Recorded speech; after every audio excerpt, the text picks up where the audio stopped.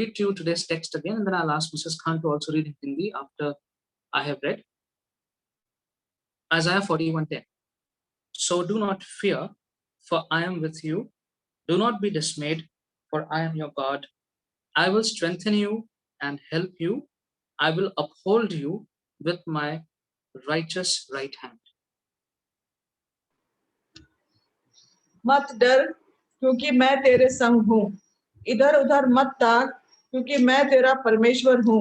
मैं तुझे दृढ़ करूंगा और तेरी सहायता करूंगा।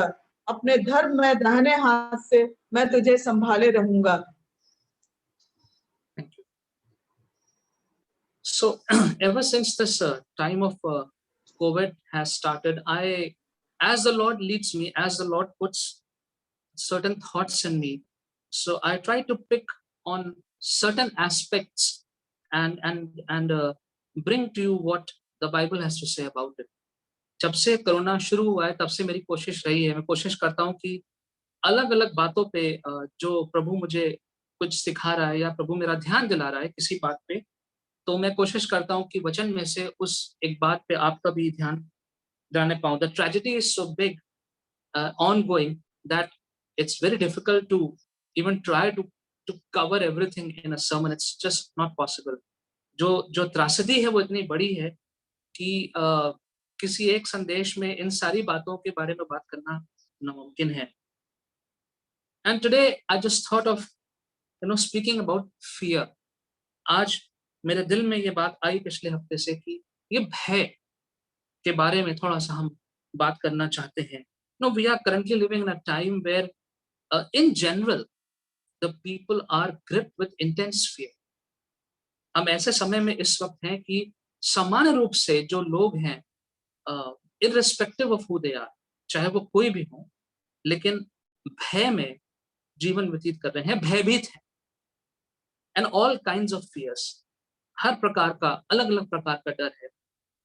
First and foremost, the fear of catching this COVID. सबसे पहले तो इस कोविड बीमारी को ना पकड़ लें, इस बात का भय.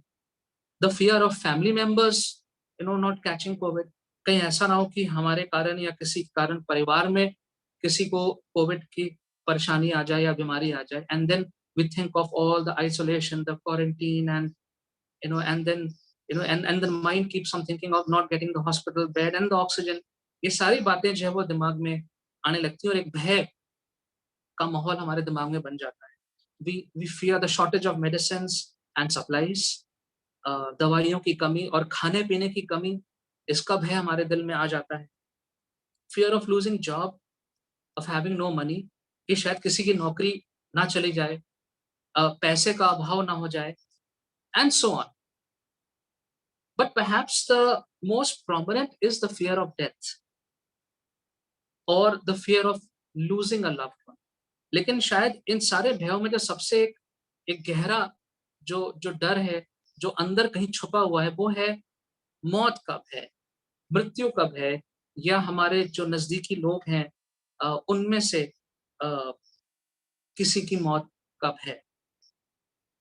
Now it will sound very unrealistic if I say that no, we should not be afraid, and you are getting fearful thoughts because of lack of faith.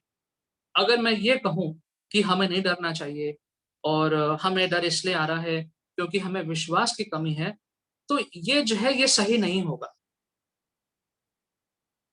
Because fear is one of the most common emotions of human beings. जो भय है वो हम मनुष्यों का सबसे ज्यादा एक सामान्य एक इमोशन है और it comes to everyone. ये भय का जो इमोशन है, ठीक है, ये सबके पास आता है. But how much we dwell on it and how much we allow to eat into our faith is what we need to be careful of.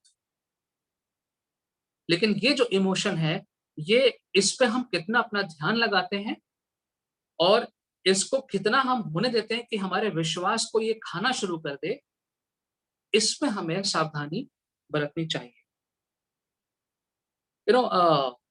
On a lighter note, there were three boys who were having one evening no boys talk about ghosts. 3 दोस्त थे और एक रात ऐसी शाम को बैठ के जैसे लड़के होते हैं भूतों वूतों की बात कर रहे थे। And in their town there was a legend about a graveyard. उनके शहर में एक कब्रिस्तान था और उसके बारे में एक कहानी थी। And the legend was that in the graveyard no there is this grave of mister John and if anyone would go there after midnight, then Mr. John would come from the back and catch you and pull you right into his grave. और जो कहानी थी वो ये प्रसिद्ध थी कि अगर आप रात में कभी उस कब्रिस्तान में जाएंगे और अगर उनकी कब्र के पास जाते हैं तो ये मिस्टर जॉन जो है वो पीछे से पकड़ के आपको खींच के अपनी कब्र के अंदर ले जाए। And that was the legend. And so one of these boys, Bill, and he said this is all rubbish. तो उनमें से एक लड़का बिल था, उसने कहा ये सब बकवास है, मैं सब नहीं मानता, मैं नहीं डरता इन सब चीजों से। And then they all had a bet. इन तीनों में शर्त लग गई कि बिल ने कहा कि okay I will go there at midnight because I am not scared of all these things, I will go there and I will visit that grave, and to prove that I will hammer a nail in that grave, and tomorrow morning you can go and see that I was there. उसने कहा कि मैं शर्त लगाता हूँ मैं जाऊंगा और मैं वहां पे एक कील जाके उसकी कब्र पे गाड़ ठोक दूंगा और कल सुबह तुम जाके देख लेना कि मैं वहां पे गया। So now it was midnight and so Bill had to keep up with what he said. अब रात हो गई थी, अब बिल को वो करना था जो उसने कहा था। So he jumps the wall of the graveyard and he tried his best not to get scared. और वो रात में गया और वो पूरी कोशिश कर रहा था कि वो ना डरे। and he was trying to keep himself motivated. और वो कोशिश कर रहा था कि अपने आप को ध्यान अपना बना के रखे जो वो करने जा रहा है। Finally it was dark, and graveyards are not well lit up places anyways. अंधेरा था और वो जॉन की कब्र तक पहुंच गया। He reached there and hurriedly he took out his nail and hammer and it was dark. No, it was winters. He was wearing all the warm clothes. तो वो गया और उसने वो कील जाके उस पे कब्र पे ठोक दी। He went and sat and he hammered that nail in that grave. But he didn't realize that as he was hammering the nail, he also hammered the corner of his coat onto that grave. उसको ध्यान नहीं था कि जब वो उस कील को ठोक रहा था तो गलती से उसके कोट का कोना भी उस कील के साथ उसमें ठुक गया। And the moment he got up, because the coat was stuck, he felt a pull towards the grave. और जब वो उठा तो क्योंकि उसका कोट भी फंसा हुआ था तो उसको ऐसा लगा जैसे कि उसको वो पीछे खींच रहा है। And he thought that Mr. John has got me and he's going to pull me in the grave. और उसको तुरंत ऐसा लगा कि जॉन ने मुझे पकड़ लिया और मुझे खींच लिया। He passed out, didn't wake up till the morning. बेहोश हो गया वो, सुबह तक उठा नहीं। It was not John that got him. It was the fear in him that got him. उसको जॉन ने नहीं पकड़ा था, लेकिन उसके अंदर तो भय, कहीं ना कहीं तो भय था और उस भय ने उसको पकड़ लिया। I was just reading yesterday, many people have died by suicide because of the mere fear of catching COVID. It's there in the newspapers, you can check it. बहुत से लोग जो हैं उन्होंने आत्महत्या से उनकी मृत्यु हुई क्योंकि उनको ये भय था कि हमें कहीं कोविड ना हो जाए। In fact, yesterday night I saw a doctor in Delhi. He was treating all the patients and he got so discouraged, he committed suicide. एक डॉक्टर ने कल इलाज करते करते उसको इतना अफसोस हुआ कि उसने आत्महत्या कर ली। Many are dead scared and anxious. बहुत से लोग जो हैं सामान्य रूप से इन जनरल बहुत डरे हुए हैं, घबराए हुए हैं, भयभीत हैं और बहुत व्याकुल हैं। Now God says again and again, fear not. हमारा परमेश्वर हमको बार बार एक बात कहता है कि मत डर, fear not. 103 times in the Bible it is said directly. 103 बार वचन में प्रत्यक्ष रूप से कहा गया है मत डर, fear not. And if you total up all together, then more than 365 the idea is given of not to fear anything. 365 बार से ज्यादा ये विचार आपको मिलेगा वचन में कि किसी बात से भयभीत नहीं होना है। In 2 Timothy chapter 1 verse 7, Paul said, "For God has not given us a spirit of fear, but of power." Hindi में पढ़ दीजिए। क्योंकि परमेश्वर ने हमें भय की नहीं पर सामर्थ और प्रेम और संयम की आत्मा दी है। Psalm 34 verse 4, I sought the Lord and he answered me and delivered me from all my fears. Hindi में Psalm 34 4, 34 का 4। मैं यहोवा के पास गया, तब उसने मेरी सुन ली और मुझे पूरी रीति से निर्भय किया। Psalm 27:1, the Lord is my light and my salvation, whom shall I fear?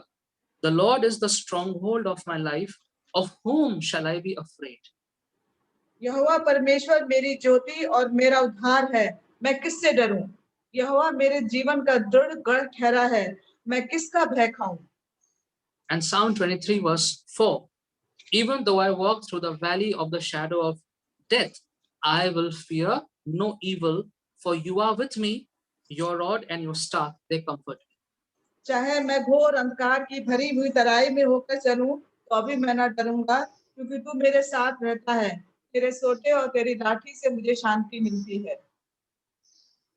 And so from among all the different kinds of fears that we may have, I want to talk and dwell a little bit on this fear of death. जितने भी अलग अलग प्रकार के भय हो सकते हैं हमारे जीवनों में, उसमें जो एक मौत का, एक मृत्यु का भय है, इसके बारे में थोड़ा सा समय आपके साथ मैं इस संदेश में लेना चाहता हूं। You know how difficult it is to not be afraid of death when thousands of people are dying daily in our own land around us. कितना मुश्किल है इस भय का ना होना हमारे जीवन में, जब हजारों की तादाद में हमारे ही देश में, हमारे आसपास लोग इस प्रकार से उनकी मृत्यु हो रही है। Many of them were well known to us. उनमें से बहुत से लोगों को तो हम अच्छे से जानते थे। And every day you wonder who's next. और हर दिन आपके विचार मन में आता है कि अगला कौन है। We are afraid actually to see WhatsApp and FB. हमें अपना WhatsApp संदेश खोलने में और Facebook देखने में डर लगता है कि पता नहीं अब किसकी खबर आ जाए। In fact, there is a Facebook a page called the Christian Bulletin, and now it is not coming because the people told the publisher, please don't publish the deaths of the people. We are getting depressed. तो आजकल वो नहीं आ रहा है। Christian bulletin जो FB पे आता है, शायद आप में से कुछ लोग मेंबर्स भी होंगे, तो उनसे रिक्वेस्ट करी गई कि कृपया करके आप मत लोगों की मृत्यु के बारे में निकालिए, हमें डिप्रेशन होता है। So he stopped it. But as we all are praying earnestly, we must also seek biblical understanding. And I've said that before, and it is very important. That is why I say, yes, we are praying. We are praying for God's comfort. We are praying for each other. At the same time, we also need to understand what the Word of God has to say about all these things that are happening. प्रार्थना के साथ साथ हमको वचन में भी देखना है, समझना है कि प्रभु का वचन हमें इस संदर्भ में, इन सब बातों के बारे में, प्रभु के वचन से हम क्या सीख सकते हैं। What is the biblical understanding of death? मृत्यु के बारे में वचन क्या कहता है? Is it the end of everything? क्या इससे सबका, हर चीज का अंत हो जाएगा इसमें? And why are we so scared of death? क्यों हमको मृत्यु से इतना भय लगता है? The Bible talks about two kinds of deaths. जो वचन है वो दो प्रकार के मृत्यु के बारे में बात करता है, physical death and spiritual death. शरीर की मृत्यु और आत्मा की मृत्यु। Physical death is when a human being stops breathing and the body becomes lifeless. तो शरीर की मृत्यु कब होती है? जब सांस लेना बंद कर देते हैं और जो जीवन है वो एक शरीर में से निकल जाता है।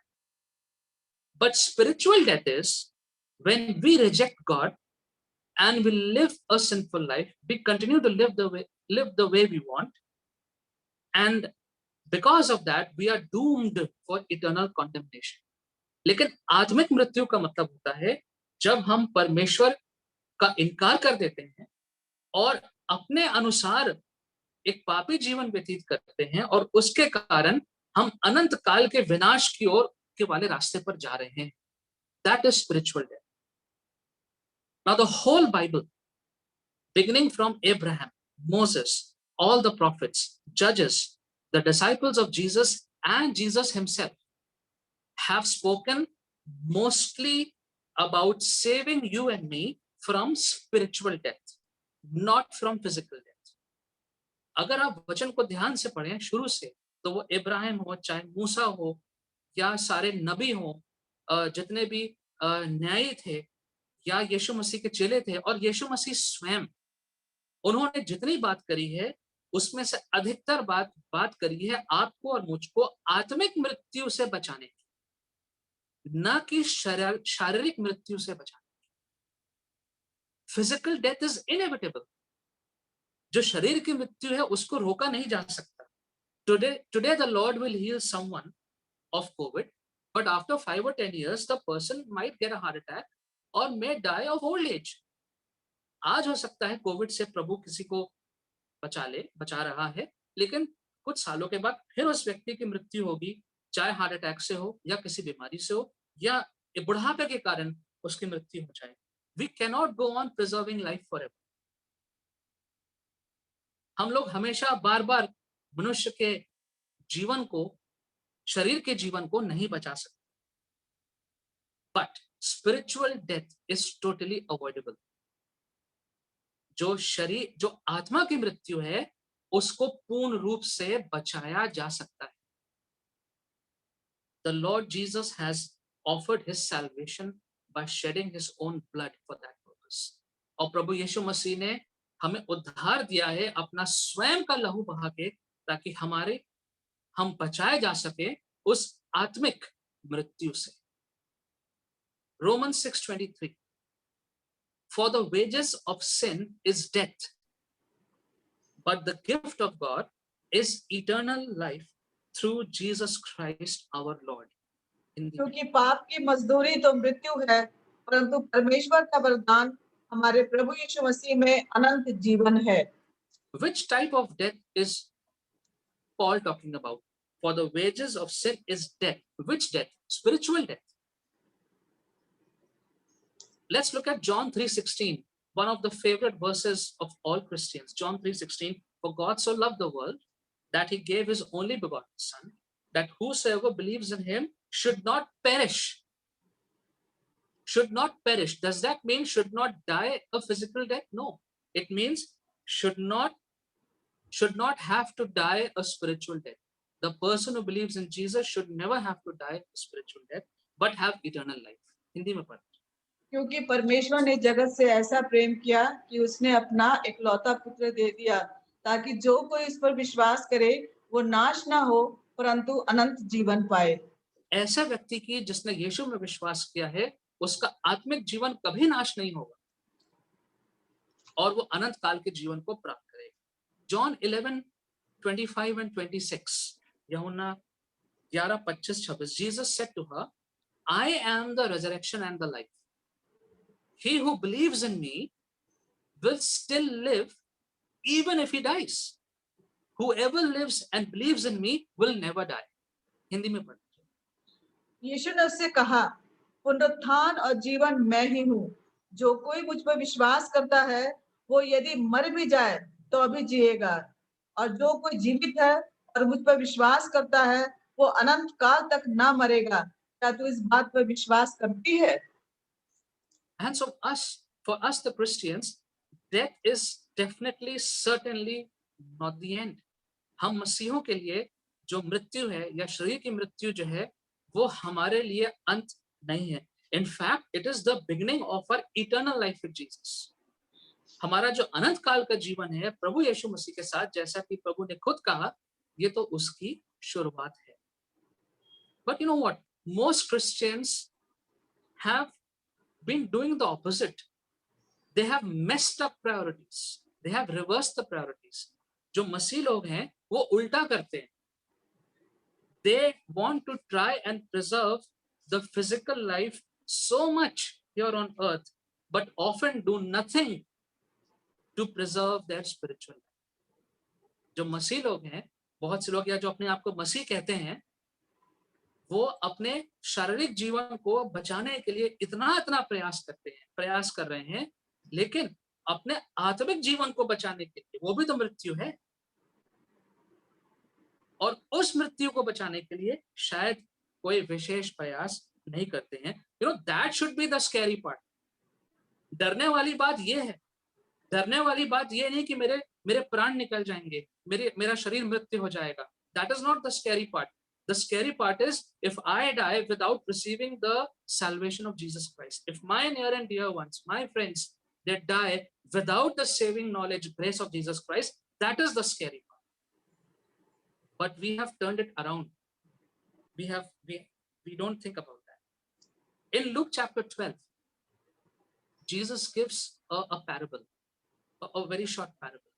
Luke 12 में, and I'll just read it to you. It's very familiar. There was this rich man, and this rich man became richer. ये एक बड़ा अमीर आदमी था, ये और अमीर हो गया. He had a good produce in his fields. उसके खेतों में बहुत अच्छी फसल हुई. And you know what he was thinking? Oh well, now I will need bigger place to keep all this.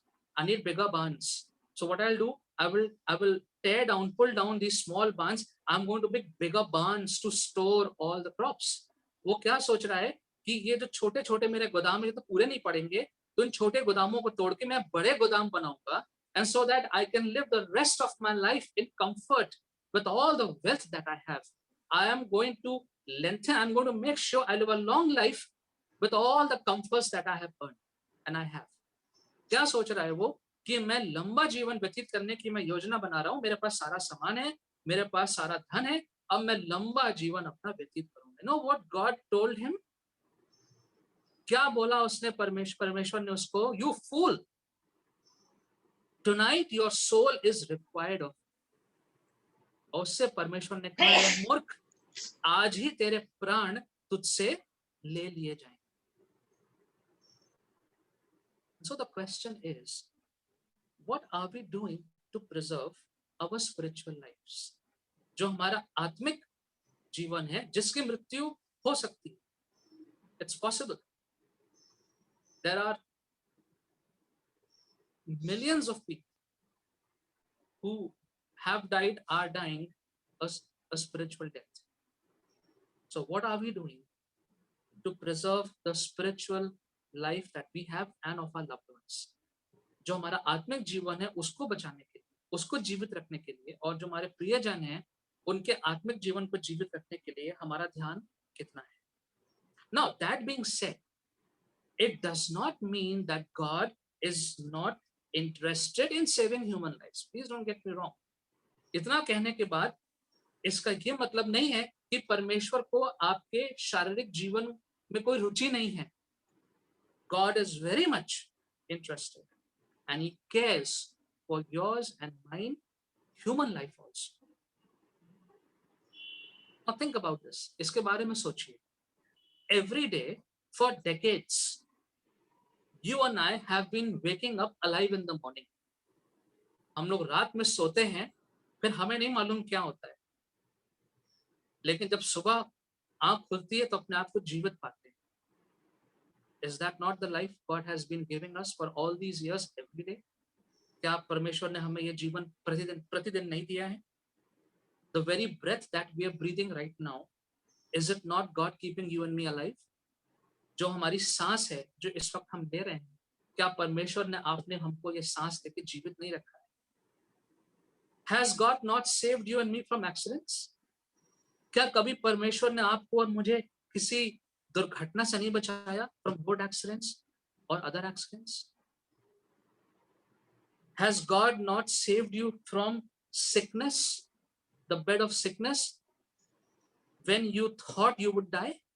क्या परमेश्वर ने आपको कभी बीमारी के बिस्तर पे नहीं बचाया जब आपको ऐसा लग रहा था कि आप मर जाएंगे? Every Christian, I believe, will have a story to tell from their own lives how God saved their physical life at some point or the other during the life. मेरा विश्वास है कि हर एक मसीह व्यक्ति अगर अपने जीवन में देखे तो कोई ना कोई समय उसके जीवन में अवश्य आया होगा, रहा होगा, नहीं है तो आएगा, जब परमेश्वर ने आपके जीवन को बचाया. So never doubt God's power to save a human life. कभी भी इस बात में शंका ना करें कि हमारा परमेश्वर हमारे शारीरिक जीवन को नहीं बचाता या नहीं बचाएगा या नहीं बचा सकता है. Whether it was before Corona, whether it is during Corona or after Corona, God willing, God is in full control of all our lives. Corona से पहले भी, कोरोना के दौरान भी और कोरोना के बाद भी हमारा जीवन परमेश्वर के हाथों में है जो हमें बचाता है. And you know, the more you and I are in a closer relationship with Jesus, the lesser you will fear death and its consequences. जितना ज्यादा हम प्रभु यीशु मसीह की और नजदीकी में आते जाएंगे तो उतना कम हमको मृत्यु और उसके परिणामों से डर लगेगा. The more you and I understand and accept the biblical truth about death, you will find yourself less and less anxious. जितना आप वचन में जो प्रभु ने कहा है उस पे ध्यान करेंगे, उसको ग्रहण करेंगे, उसको मानेंगे, तो और धीमे धीमे व्याकुलता हमारे जीवन की कम होने लगेगी. In John 14:2 and 3, Jesus said, "My Father's house has many rooms. If that were not so, would I have told you that I'm going there to prepare a place for you? And if I go and prepare a place for you, I will come back to take you to be with me, that you may be where I am." Hindi में बोलो. मेरे पिता के घर में बहुत से रहने के स्थान हैं. यदि ना होते तो मैं तुमसे कह देता, क्योंकि मैं तुम्हारे लिए जगह तैयार करने जाता हूँ. और यदि मैं जाकर तुम्हारे लिए जगह तैयार करूँ तो फिर आकर तुम्हें अपने यहाँ ले जाऊंगा, कि जहाँ मैं रहूं वहां तुम भी रहो.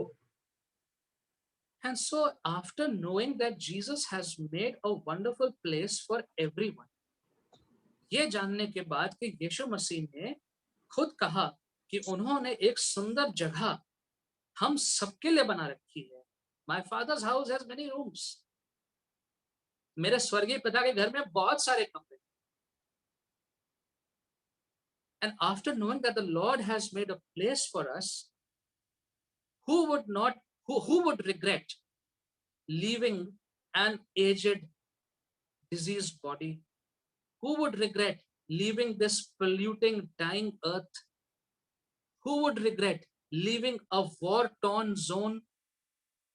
And who would regret to leave all that and rather be with the Lord Jesus? ये सब जानने के बाद कि हमारे प्रभु ने हमारे लिए क्या तैयारी करके रखी, चाहे जब भी वो समय है, तो क्या हमें इस बात का अफसोस होगा? अफसोस होगा कि ये मेरा जो बीमारियों से भरा हुआ शरीर है मुझे छोड़ना पड़ेगा. ओहो, जो ये पृथ्वी है जो पर्यावरण से और प्रदूषण से और अंतिम सांसें हमारी पृथ्वी ले रही है, इसको छोड़ के जाना पड़ेगा. और इतनी लड़ाइयां जहां पे हो रही हैं, रोज बम गिर रहे हैं, लोग मर रहे हैं, वो सब स्थान को छोड़ के जाना पड़ेगा. क्या किसी को अफसोस होगा ये सब छोड़ के जाने में और प्रभु यीशु मसीह के पास जाने में? Trust him, trust him, you will never regret living this earth. भरोसा रखिए, यीशु ने जो कहा है इस पृथ्वी को छोड़ने में कभी आपको अफसोस नहीं होगा. Then Isaiah says in the text that was read, do not be dismayed. After saying fear not, Isaiah says, do not be dismayed. In fact, the Lord says, do not be dismayed. Don't lose courage. परमेश्वर कह रहे हैं कि अपना साहस मत खो. I am your God. साहस जब खोते हैं जब अपने आप को अकेले पाते. If you're all alone, if there's no one to help us, then it is understandable if someone loses courage. अगर आप अकेले हैं, आपके पास कोई नहीं है, किसी भी प्रकार से कोई नहीं है, तब अगर आपने अपना अगर करेज, साहस खो दिया, तब कह सकते हैं. लेकिन परमेश्वर कह रहा है, डोंट बी डिसमेड, मत परेशान हो, अपना साहस मत खो. क्यों? मैं तुम्हारा परमेश्वर. I am your God. If I am your God, then you don't have to lose courage. You know, in the Old Testament, and we have mentioned that several times in different sermons, the King Jehoshaphat, was surrounded by armies from every side. And I'll make the story very short. And he inquired of the Lord, Lord, what should I do? Because I cannot fight this big armies enemy that is approaching. We are very less. प्रभु, हम बहुत कम हैं, हम नहीं इस बड़ी सेना से लड़ पाएंगे, हम नहीं जीत पाएंगे, हम क्या करें? And the Lord told them, you go in the battle and go and sing songs. परमेश्वर ने क्या कहा? जाओ लड़ाई में और जाके वहां पे गाने गाओ. Take the instruments for singing songs. I don't know, but I'm very sure that Jehoshaphat must have been filled with so much of courage because the Lord told him that he will be. On his own, I don't think he would have ever made the blunder of going singing songs in the battle. अगर वो अपने आप होता, अकेले होता, मैं नहीं सोचता हूं कि वो कभी ऐसी बड़ी गलती करता कि गाजे बाजे के साथ वो जाता लड़ने. But because the Lord told him, I will be with you, and the Lord told him, the battle belongs to me. परमेश्वर ने उससे कहा था कि युद्ध जो है वो मेरा है. And as it happened, the Lord set ambushes and Jehoshaphat, nothing happened to him. कि परमेश्वर ने उनके सारे जो शत्रु थे वो आपस में लड़ मर गए और यहोशाफात को कुछ नहीं. Why? Because the Lord was with him. परमेश्वर उनके साथ था. And here the Lord is saying, I am your God. Don't be discouraged. मैं तुम्हारे साथ. So when we have the resurrection and the life with us, how can we lose courage? Let's ask ourselves. जब पुनरुत्थान और जीवन ही हमारे साथ है, the Lord Jesus, who is the resurrection, the Lord Jesus, who is the eternal life, when he is with us, how can we lose courage? हम कैसे इन परिस्थितियों में हार मान सकते हैं? बिल्कुल भी हार नहीं मान सकते. And then the Lord says over there, I will strengthen you and I will help you. लिखा हुआ है कि मैं तुझे साहस दूंगा, मैं तुम्हें सामर्थ दूंगा और मैं तुम्हारी मदद करूंगा, सहायता करूंगा. Now, so many testimonies have been shared that there were people who were alone in their homes. Pastor Raja shared, Dr. Sushila shared, and I'm sure so many of you will have this testimony. At some point of time, you really felt alone, physically alone. There's no one to help. What will happen? Is it not true that the Lord has been your help? क्या यह सच नहीं है कि परमेश्वर ने आपकी सहायता करी? God knows when we are feeling weak. God knows when we are helpless. परमेश्वर जानता है कब हम कमजोर महसूस कर रहे हैं. परमेश्वर जानता है कब हम असहाय महसूस कर रहे हैं. And he says, I will strengthen you. Not only he says, he does it. And you and I are eyewitnesses of that. ना केवल वो कहता है, लेकिन वो करता भी. वो हमारी सहायता करता है, वो हमारी कमजोरी में हमारा सामर्थ बनता है, और जब हम असहाय होते हैं, उसने हमारी मदद करी है, और इस बात के आप और हम गवाह हैं. We are witnesses. He fills us with moral courage. He takes away our fears and makes us fearless. हमें नैतिक रूप से भर देता है साहस से. वो हमारे भयों को हमारे अंदर से निकाल देता है और हमको वो fearless बना देता है, बगैर भय के बना देता है. Friends, fear is an unreliable emotion. ये जो भावना है भय की, इस पे भरोसा नहीं किया जा सकता. But God's presence is the truth. If on one hand fear is an emotion, an unstable emotion, on the other hand God's presence is the sure truth. जो परमेश्वर की उपस्थिति है वो सच्चाई है. If fear makes us anxious, then God's presence makes us calm. अगर जो भय है वो हमको व्याकुल बनाता है, तो परमेश्वर की जो उपस्थिति है वो हमें शांत करती है. In fear, people are typing Amen on Facebook on all kinds of prayers. Facebook पर जो प्रार्थना दिख गई किसी भी कहीं से भी, उस पर सब आमीन आमीन आमीन टाइप करने में लगे हुए हैं. Some of these prayers are not even biblical. इनमें से कुछ प्रार्थनाएं तो वचन पर आधारित भी नहीं है. Out of fear, people are typing amen, amen. डर के मारे लोग उस पर amen टाइप कर. One prayer said, and this is supposedly by a educated believer, someone in ministry. एक प्रार्थना देखी मैंने, वो सेवकाई में है. उन्होंने क्या कहा? Corona virus is a demon. लिखा उन्होंने, ये जो कोरोना वायरस है वो शैतान है. Well, that means that coronavirus is the devil. If we go by what that person said, that this is a demon, I mean, this is part of that prayer that she wrote. कि वो एक शैतान है, corona virus शैतान है. So when did the Lord Jesus Christ give authority to the devil to take your life and my life? When did that happen? कब यीशु मसीह ने शैतान को अधिकार दे दिया कि वो जब चाहे आपका मेरा जीवन लेके जा सकता है? God has not given authority. That's not right. No one, Revelations, no one can snatch the people of God out of the hands of Jesus Christ. Underline that. यीशु मसीह के हाथ से किसी भी विश्वासी को कोई भी खींच के लेके नहीं जा सकता. If at all it happens, the Lord Jesus allows it to happen. अगर किसी की मृत्यु होती है या कुछ भी होता है तो यीशु मसीह की अनुमति से ही होता है. But people are typing amen,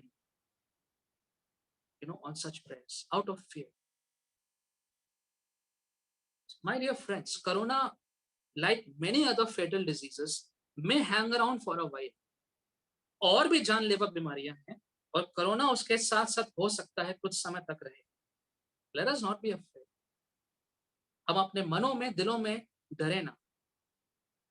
We are on the side of the resurrected Lord Jesus Christ. वो यीशु मसीह जो मृत्यु पर जय पा चुका है, हम उसके साथ, हम उसकी ओर हैं. Death already lost its power 2000 years ago. 2000 साल पहले मृत्यु अपना पूरी ताकत सामर्थ हो चुकी है. And let this corona not scare us in any way anymore. और ये जो कोरोना है और इससे संबंधित जो बातें हैं वो आपको और हमको किसी भी प्रकार से, किसी भी रूप में हमें भयभीत न करने पाए. क्यों? क्योंकि हम विजयी परमेश्वर प्रभु यीशु मसीह की संतान. Let's pray. Heavenly Father, we thank you that your word assures us that we have nothing to be afraid because you are with us.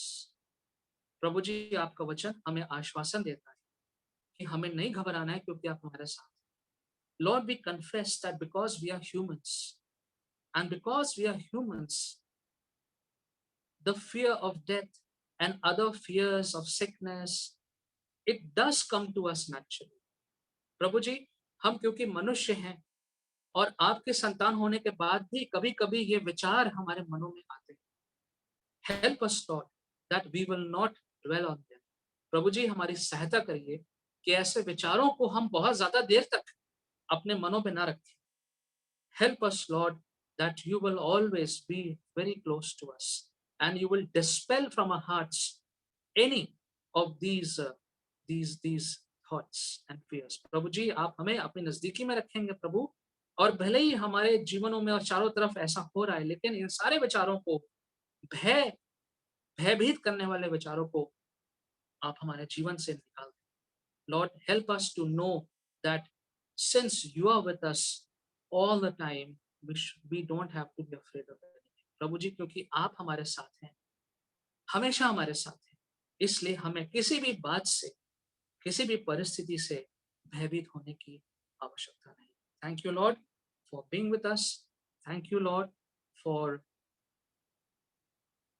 taking away the fears from our hearts. प्रभु जी, धन्यवाद कि आप हमारे साथ हैं. धन्यवाद कि आपने हर प्रकार के भय को आप हमारे जीवन से निकालते हैं. In Jesus' precious name we ask.